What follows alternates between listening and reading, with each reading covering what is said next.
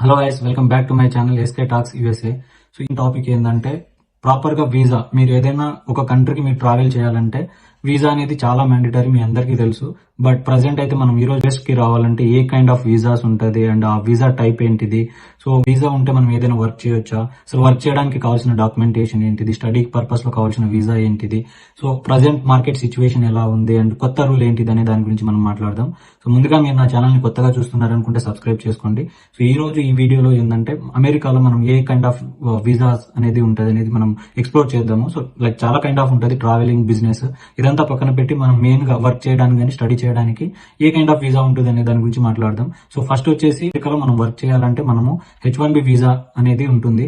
ఇది ఏంటంటే temporary visa అన్నట్టు, అంటే పర్మనెంట్ పాత్ కాదు. ఇక్కడ ఇమిగ్రెంట్స్, నాన్ ఇమిగ్రెంట్స్ 2 టైప్స్ ఉంటుంది. సో మనం ఇది నాన్ ఇమిగ్రెంట్ వీసా కిందకి వస్తుంది.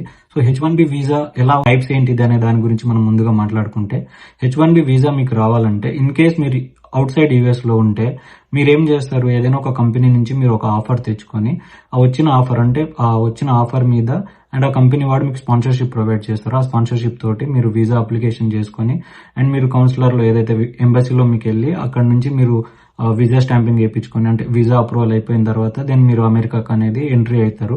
సో ఇదొక ప్రాసెస్.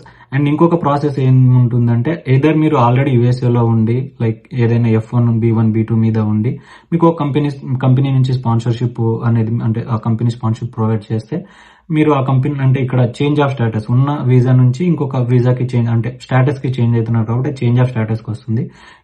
ఈ ప్రాసెస్ వీసా ఇంటర్వ్యూ అనేది అటెండ్ అవ్వాల్సిన అవసరం లేదు. సో ఎందుకంటే మీరు ఇన్సైడ్ యూఎస్ ఉంటారు కాబట్టి. అండ్ మీరు అనేది, అంటే ఏదైనా మీరు ఆల్రెడీ ఏదైనా వేరే స్టేటస్ మీద వర్క్ చేస్తూ ఉంటే మీరు ఆ వర్క్ అనేది మీరు కంటిన్యూ చేసుకోవచ్చు. సో జనరల్ గా ప్రాసెస్. అండ్ మనం మాట్లాడుకుంటే మనకు చాలా వరకు ఎవరైనా స్టూడెంట్స్ ఇక్కడ జనరల్ గా మాస్టర్ చేయడానికి రావడానికి ఉండే వీసా ఏంటంటే F1 వీసా అని అంటాము. ఈ F1 వీసా ఏంటంటే స్టూడెంట్స్ ఏదైనా లైక్ బ్యాచిలర్ కానీ మాస్టర్ కానీ ఇక్కడ చేయడానికి మీరు ఎంట్రీ అవ్వాలంటే వీసా. కానీ ఇక్కడ మనం మెయిన్ గా డిస్కస్ చేయాల్సింది ఏంటంటే, వీసా అనేది కేవలం ఎగ్జిట్ అండ్ ఎంట్రీకి మాత్రమే, మెయిన్లీ ఎంట్రీకి మాత్రమే. ఏదైనా ఇక్కడ వర్క్ చేయాలంటే వీసాతో పాటు వర్క్ ఆథరైజేషన్ అనేది ఉంటుంది. సో ఈ వర్క్ ఆథరైజేషన్ ని మనం స్టూడెంట్స్ అయితే ఓపీటీ అండ్ స్టెమ్ ఓపీటీ అని చెప్పేసి అంటాము. ఓపీటీ ఇనిషియల్ గా 1 year ఉంటుంది, స్టెమ్ ఓపీటీ అంటే 2 years ఉంటుంది.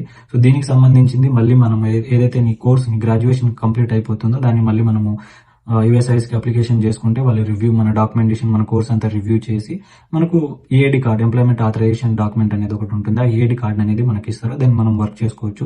ఇదంతా మనకు తెలిసిందే. బట్ మనం ఎప్పుడైతే H1B మీద, అంటే ప్రీవియస్ గా, అంటే జనరల్ గా జరిగేది ఏంటిది అండ్ H1B మీద ఎలా వచ్చే వాళ్ళము అంటే దాని గురించి మాట్లాడుకుంటే, ఎర్లీ 90s లో కానీ లేకుంటే 2000 లో మనకు H1B వీసా చాలా పాపులర్ ఉంటుండే. ఎందుకంటే అది చాలా, అంటే స్కిల్డ్, అంటే లైక్ చాలా స్పెషాలిటీ ఆక్యుపేషన్ అని చెప్తాం. ఎక్కువ స్కిల్స్ ఉన్న వాళ్ళకి, మెయిన్ గా టెక్ జాబ్ లో ఎక్కువ స్కిల్స్ ఉన్న వాళ్ళకి ఇచ్చేవాళ్ళం. బట్ ఎప్పుడైతే ఏఐ వచ్చేసిందో దాని తర్వాత, అంటే ఇప్పుడు మనం చూస్తూనే ఉన్నాం, డే బై డే H1B కి లైక్ డిమాండ్ తగ్గిపోతుంది. ఎందుకంటే లైక్ మీరు చూస్తూనే ఉన్నారు, ప్రతిది ఎవ్రీథింగ్ ఏఐ అనేది రన్ చేస్తుంది. అదొక రీజన్ అయితే. సెకండ్ రీజన్ ఏంటిది అంటే లైక్ పాపులేషన్ అనేది పెరిగిపోవడం. అంటే అమెరికాలో ఒకప్పుడు కంటే కంపేర్ చేస్తే నవ్వు చాలా మంది, ఎక్కువ మంది ఉన్నారు అన్నట్టు. సో అదొక రీజన్. అండ్ మళ్ళీ కొత్త రూల్ ఏంటిది, ఈ రూల్ ఎలా ఎఫెక్ట్ అవుతుంది అనే దాని గురించి మాట్లాడుకుంటే, జనరల్ గా ఇంతకుముందు ఎవరైనా సరే మనం స్టార్టింగ్ లో మాట్లాడుకున్నట్టు ఒక కంపెనీ మీకు స్పాన్సర్షిప్ ప్రొవైడ్ చేస్తే మీరు ఎటువంటి రిస్ట్రిక్షన్ లేకుండా మీరు, అంటే వీసా స్టాంపింగ్ చేయించుకొని అంటే మీరు ఇక్కడికి వచ్చి వర్క్ చేసుకోవచ్చు. కానీ ఇప్పుడు అలా కాదు. ఇప్పుడు ప్రజెంట్ మీరు అవుట్ సైడ్ యుఎస్ ఉంటే మీరు ఖచ్చితంగా, అంటే ఆ కంపెనీ గవర్నమెంట్ కి, అంటే జనరల్ గా ఇంత ముందు ఒక ఫిల్లింగ్ ఫీ అని చెప్పేసి స్టార్టింగ్ లో $10, లాస్ట్ ఇయర్ $215 అనేది $215 ఉంటుండే. బట్ ఇప్పుడు ఏమైపోయింది, ఆ ఫీజుని కదా 215 ఫీ ఏదైతే ఉంటుందో దగ్గర 100K అన్నట్టు, అంటే దగ్గర మన ఇండియాలో ఒక 80-90 lakhs ఉంటుంది.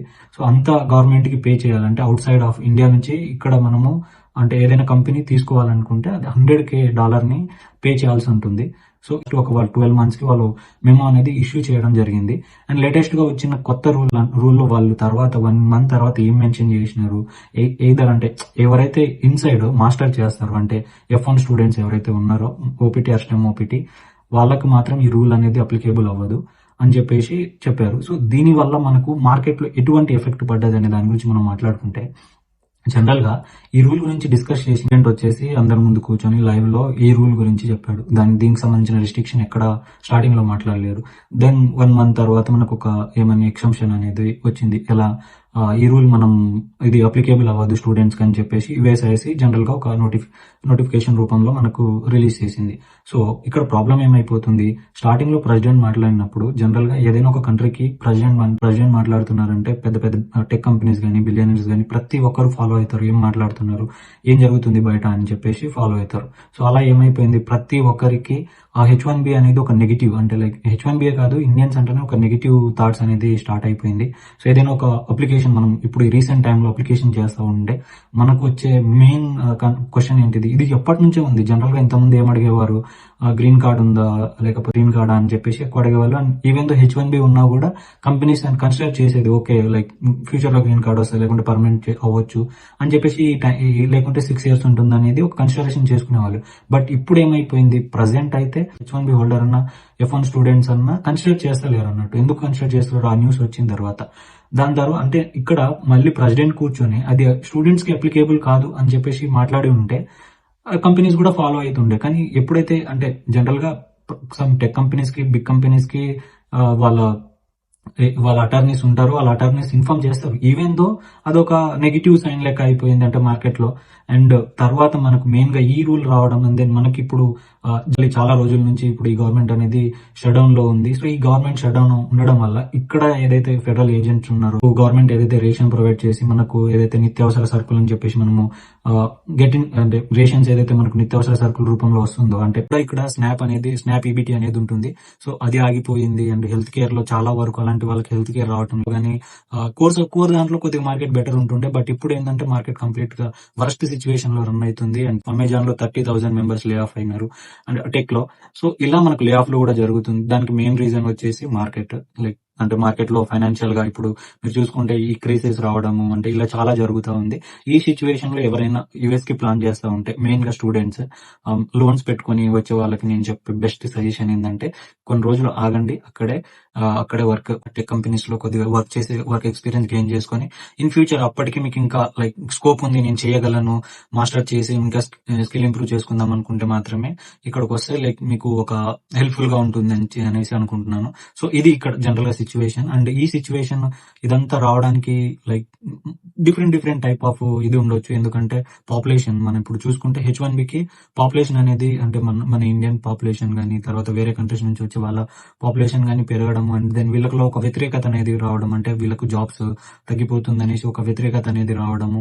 సో ఇలా రావడం వల్ల ఏంటంటే వాళ్ళు కొత్త రూల్స్ ని కొత్త ఇంట్రడక్ట్ చేయడం అనేది జరుగుతుంది. దీంతో పాటు మనకు మొన్ననే ఒక లైక్ ఇంతకుముందు మనం ఏదైనా ఒక అప్లికేషన్ అంటే గ్రీన్ కార్డ్ కానీ H4 అంటే ఈ H1B వాళ్ళకి డిపెండెంట్ గురించి, ఇందులో డిపెండెంట్ గురించి వాళ్ళకి F2 డిపెండెంట్ అని ఉంటారు, అంటే వాళ్ళ ఫ్యామిలీస్ అన్నట్టు ఏదర్ వైఫ్ అండ్ చిల్డ్రన్స్. వాళ్ళు ఇక్కడ వచ్చి ఆ వీసా మీద వీళ్ళు స్పాన్సర్షిప్ ఇస్తే వాళ్ళు వచ్చి ఇక్కడ ఉండడానికి ఉంటుండే. సో వీళ్ళకు ఏదైతే లైక్ ఇంతకుముందు ఉన్న గ్రీన్ కార్డ్ హోల్డర్ కానీ అండ్ H4 ఏడి అంటే వీళ్ళు H4 మీద ఉన్న వాళ్ళు ఎవరైనా అంటే వర్క్ చేసుకోవడానికి కూడా ఉండే, అంటే వాళ్ళకు లైక్ I-140 అప్రూవల్ అయిపోయి ఉంటే వాళ్ళు వర్క్ చేసుకోవడానికి ఉంటుంది. ఈ వర్క్ ముందు వాళ్ళు ఎక్స్టెన్షన్ చేసుకోవడానికి ఏదైనా 180 days ముందు వాళ్ళు బిఫోర్ అప్లికేషన్ చేసుకున్న అంటే 1 day ముందు చేసుకున్నా కూడా వాళ్ళకు మామూలుగా ఏదైతే అప్రూవల్ అయ్యేంత వరకు వాళ్ళు వర్క్ చేసుకునేటోళ్ళు. అంటే కేసు పెండింగ్ కేవలం మీరు అంటే ఇన్ కేస్ అది 180 days ముందు ఎప్పుడు చేసినా కూడా ఇన్ కేస్ టైంకి మీరు వర్క్ చేయడం ఆపేయాలి అంటే అది అప్రూవల్ అవ్వడానికి అని చెప్పేసి కొత్త రూల్ అనేది వస్తుంది. అంటే ఇలా రోజుకో కొత్త రూల్ అనేది వస్తూనే ఉంటుంది. అండ్ ఈవెన్ దో చాలా మంది H1B మీద కూడా రీసెంట్ జాబులు పోగొట్టుకోవడం అనేది మనం చూస్తూనే ఉన్నాము. సో లైక్ సిచ్యువేషన్ అనేది ఇక్కడ చాలా వరస్ట్ గానే ఉంది ప్రెసెంట్ అయితే. ఫ్యూచర్ లో మేబీ ఏదైనా చేంజెస్ వచ్చి వన్ ఇయర్ లో కానీ 1.5 year లో కానీ ఫైనాన్షియల్ గా కూడా మొత్తం గవర్నమెంట్ మళ్ళీ రీస్టార్ట్ అయ్యి ఇదంతా అయ్యి మళ్ళీ యాషెస్ గా అవ్వచ్చు అనేసి హోప్ మాత్రమే. సో ఇలాంటి మరిన్ని ఇన్ఫర్మేటివ్ వీడియోస్ కోసము నా ఛానల్ అయితే సబ్స్క్రైబ్ చేసుకోండి. సో మీకు తెలిసిన ఏదైనా ఇన్ఫర్మేషన్ కానీ మీకు ఏమైనా అనిపిస్తే మాత్రం కింద కామెంట్ లో మాత్రం కామెంట్ చేయండి అండ్ లైక్ చేయండి, షేర్ చేయండి అండ్ సబ్స్క్రైబ్ చేయండి. Thank you.